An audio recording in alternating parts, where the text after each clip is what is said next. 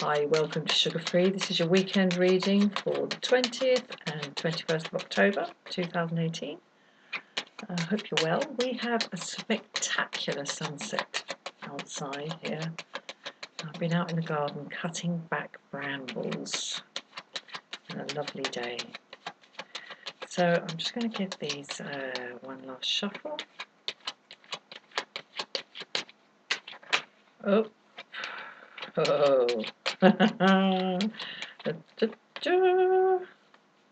And one last cut. Oh dear, it all got a bit messy. Right. Oh, you again. This is my second go at this reading. Oh, you again. Oh, I say. Okay, we've got the Chariot in the upright, the World in the upright, and the High Priestess in the upright. Goodness me. Okay. Well, that's interesting. As I say, it's my second go with this reading. I've shuffled again. And, yeah. It's interesting. The point at which I abandoned, sorry, I'll get these more central. The point at which I abandoned the first reading was when I was saying you can't sort the world out by sorting out yourself. And I thought, well, that's a stupid thing to say, because they do say be the change you want to see. And funnily enough, in a sense, that's what I'm seeing here. The World in the upright here in the central position is telling me that what's going on here in the first position is not global. And what's going on here is the Chariot in the upright. So whatever efforts you are making to push your life forward, and you know, that's what it's all about, really. It's about progress and learning and improving and making things better all the time if we can. And if that's not happening, we feel blocked. But there's energy in that endeavour here, strong energy. And it's energy to do with the self, because there's only one person in this chariot. There's only room for one person in this chariot. This is the self getting hold of itself and pushing itself forward. And the World here in the central position in this reading is a message that it's not everybody's experience at the moment that this be happening. It's not global. It's not necessarily a collective endeavour.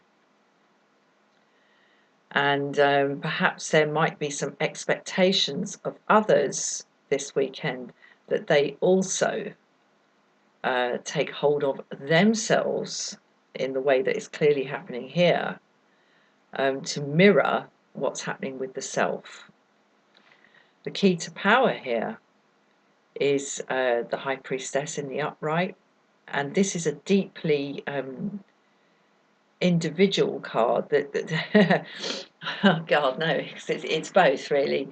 This is about how the wisdom of the individual sits quietly, patiently, and with compassion. It's compassion again within the context of the global.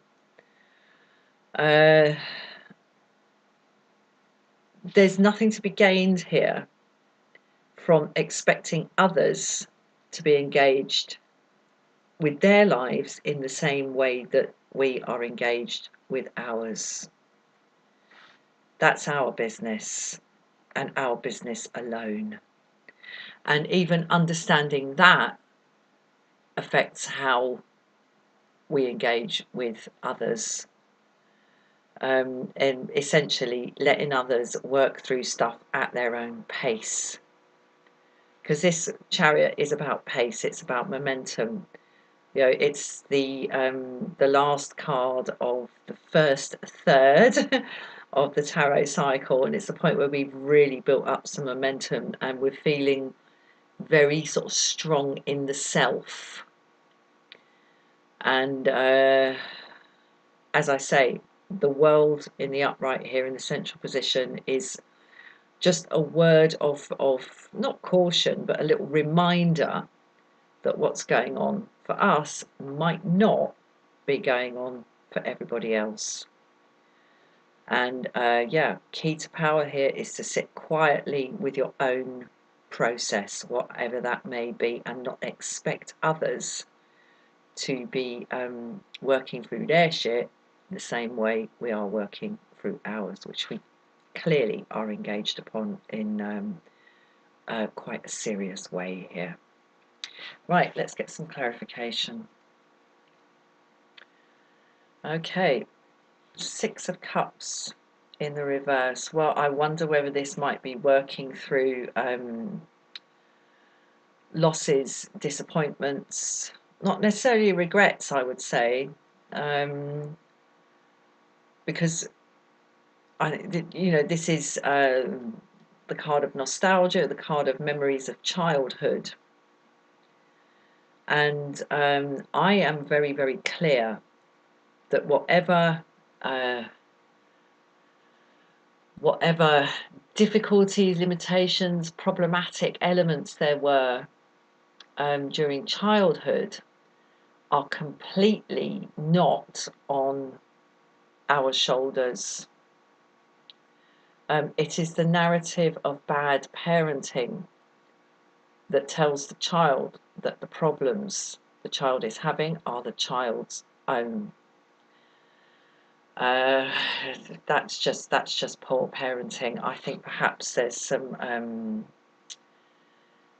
some stuff being let go of here in a very active way, real shedding of misconceptions that have been put there and internalized about the past and about the deep past, the child past. That kind of stuff can only be done individually. And I think there is an awareness that this is about the self, because, as I say, there's only room for one person in this chariot. And yet the gung-ho aspect of this card, they're very, very opposite. This is a very tender energy here in the 6 of Cups, and they're very at odds with each other. However, as I say, the 6 of Cups, as we can see here, is in the reverse. So I think this is a kind of real getting to grips with sad stuff from the child era past. Right, let's clarify the world in the upright.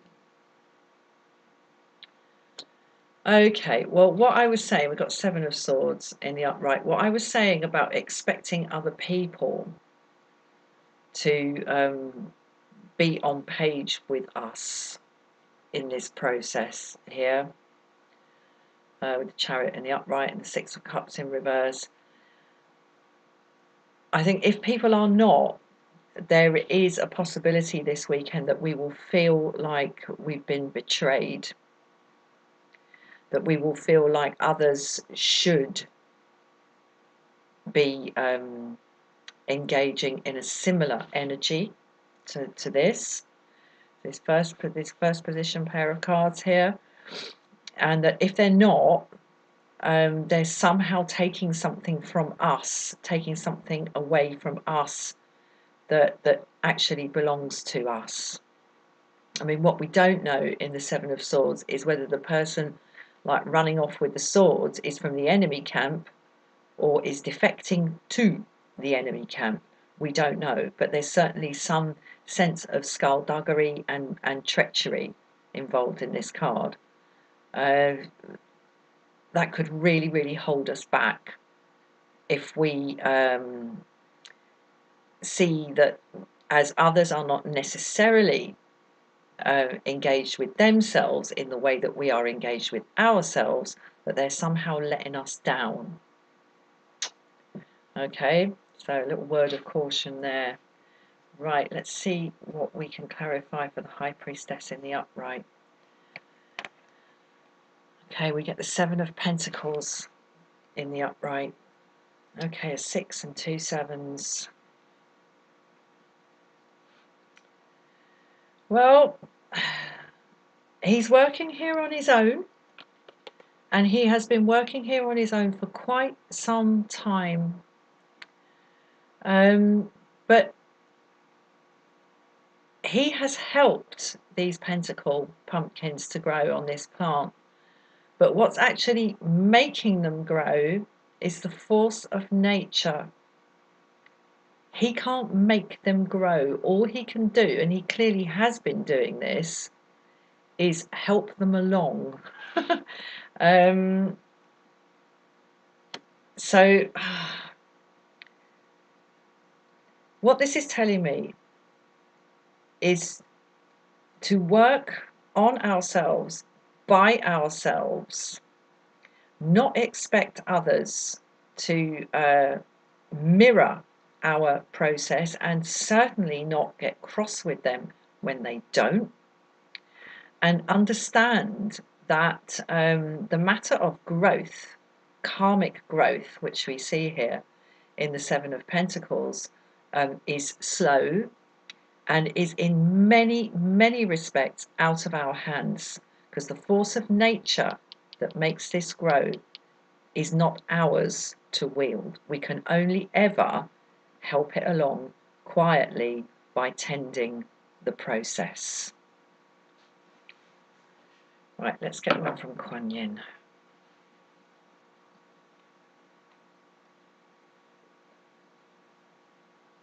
Okay, I see it.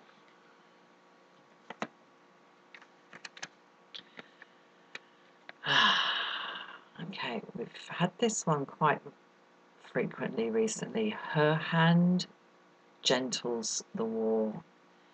Once again, this is about the application of compassion in a war zone.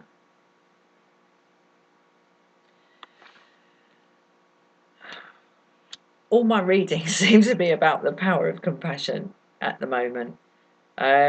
She flies in. We have two equal and opposing forces here. And I don't know if you can see down at the bottom, between these two animals who are rutting for control of the herd, we have a train track. So this is the karmic journey, and this is two equal and opposing forces fighting. In the context of, and within the space of, and over the scene of the karmic journey.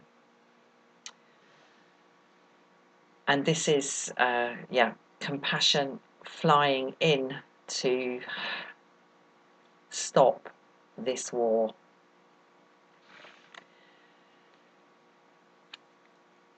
Don't expect others to be on page with us. The truth of our journey is ours alone, and if it is predicated on somebody else validating it, and if they do not validate it, we've somehow been let down or betrayed, it's not the true karmic journey. It's ours alone. Right, I'll leave it there. Have a lovely weekend. And if other people don't see life, the universe and everything in the same terms as you do, that's their prerogative. Okay, please like, please share, please subscribe, and I'll see you again for another reading soon. Cheers, all best, bye-bye.